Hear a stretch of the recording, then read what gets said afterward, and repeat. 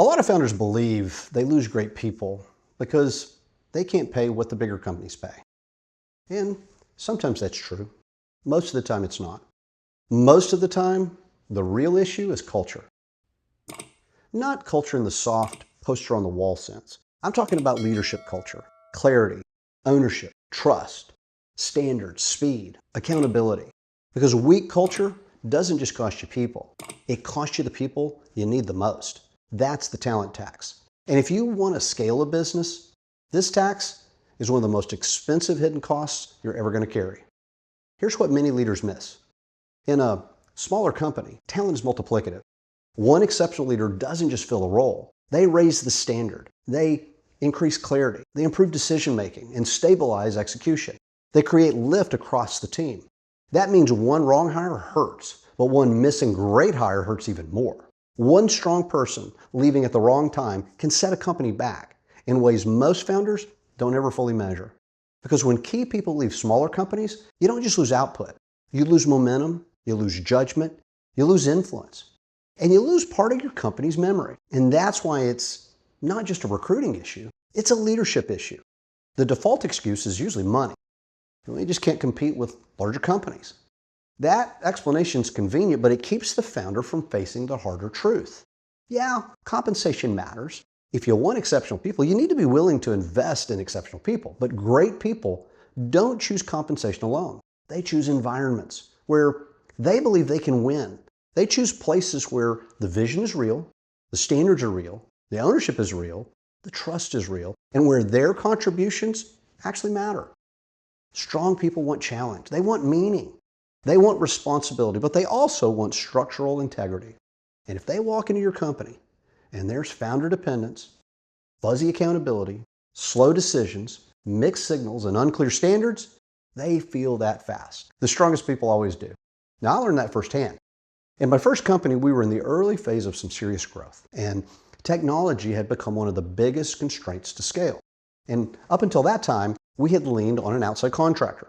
But the next level required more than outside help. We needed a real leader in that particular function, somebody with high capability that brought good judgment and who could build. We paid more than any of us were making at the time, and that mattered.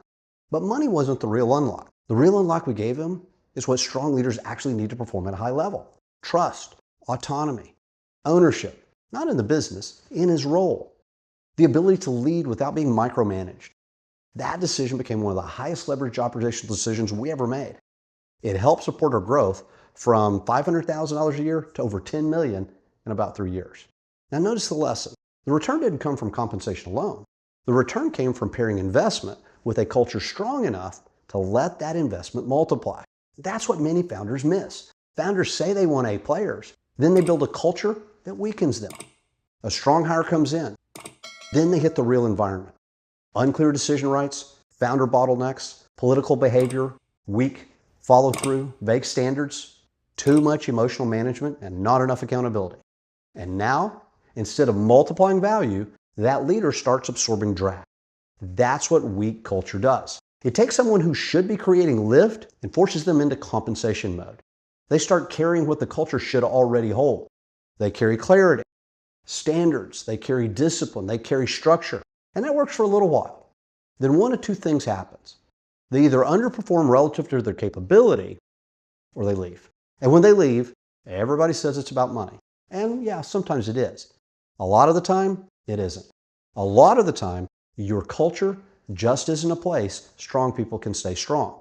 And here's the irony. Smaller companies can actually be more attractive to exceptional talent because they offer something more than the money. They can offer impact, more responsibility, more visibility, more direct contribution, more ability to shape something that matters. That's a real advantage, but only if the culture can support it. If the culture is strong, your size becomes leverage. If the culture is weak, your size becomes exposure. Every ambiguity feels bigger. Every leadership inconsistency lands harder. Every founder insecurity becomes more visible. So the question is not whether you say people matter. The question is whether your culture is worthy of the people you say you want. This is where leadership gets really personal. You don't get to say people are our greatest asset while creating an environment that makes great people harder to attract, harder to trust, and harder to retain. You're the architect of the environment they walk into. So if your company's not attracting and retaining the level of leadership your next stage requires, ask better questions. Where has your culture made strong people feel smaller? Where have you tolerated ambiguity that forces your best people to overcarry? Where are you still the center of gravity when the business needs distributed leadership? Where have you blamed compensation for what's really a culture failure? That's where the real work begins. Now, if you want to fix this, don't start with tactics. Start with diagnosis. Use this four-part lens. Number one, what core values required? What must we value in order to create leadership culture now? Trust, ownership, clarity, courage. Two, supporting belief system. What must the leadership team believe for that value to be real? For example, strong people don't need more control. They need more clarity. Number three, required action or decision. What has to change? A higher role design, clear decision rights, stronger accountability. Four, execution steps. Who owns it? What changes this week? What gets measured? What gets reinforced publicly? Because until culture becomes operational, it stays theoretical. Now, in smaller companies, key people aren't just employees, they're multipliers. When you attract them and build the culture that lets them lead, the whole business gets lighter. Decisions sharpen, standards rise, execution improves, and momentum builds. But when weak culture repels them, drains them, and drives them out, the cost is severe. That's the talent tax. And over time, the tax shows up everywhere, in slower growth, in weaker teams, in heavier leadership, in lower enterprise value. Weak culture doesn't just cost you people, it costs you the people you need the most. Now, if this exposes something in your business, start with a diagnosis. Look at the people you lost. Look at the people you couldn't close. Look at the leaders you still need for the next stage. Then ask whether your culture is actually built to hold them. And if you want a clearer read on where your organization stands, start with the Leadership Culture Assessment. That's the right first move. There's a link in the description below.